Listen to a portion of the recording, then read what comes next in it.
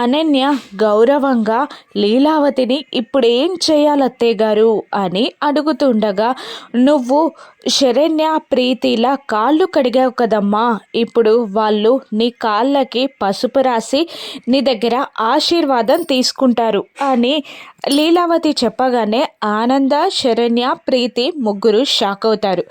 మంచిగా అయింది, నా దెబ్బ చూసారా అన్నట్టు ఎక్స్ప్రెషన్ పెడుతుంది అనన్య.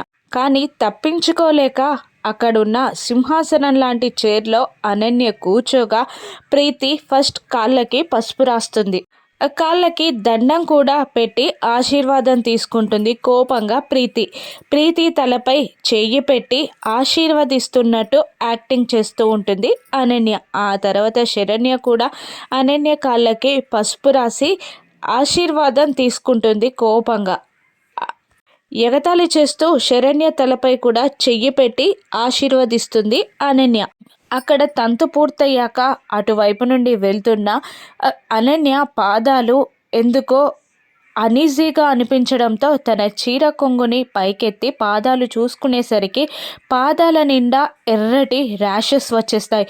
అమ్మో అని గెంతులేస్తూ ఉంటుంది అనన్య. ఏమైందమ్మా అని లీలావతి అందరూ అనన్య చుట్టూ చేరగా, కాళ్ళు మంటలు పుడుతున్నాయి అత్తయ్య గారు, భరించలేకపోతున్నా, కాళ్ళు దద్దుర్లు వచ్చాయి, చూడండి ర్యాషెస్ వచ్చాయి అని అంటూ అనన్య తన పాదాలని చూపిస్తూ ఉంటుంది లీలావతికి. లీలావతి అది చూసి షాక్ అవ్వగా ఆనంద, ప్రీతి, శరణ్య నవ్వుకుంటూ ఉంటారు.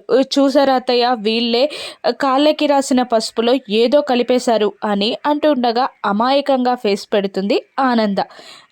అనన్య తిక్కని ఆనంద ఇలా కుదిర్చిందన్నమాట. Thank you for watching.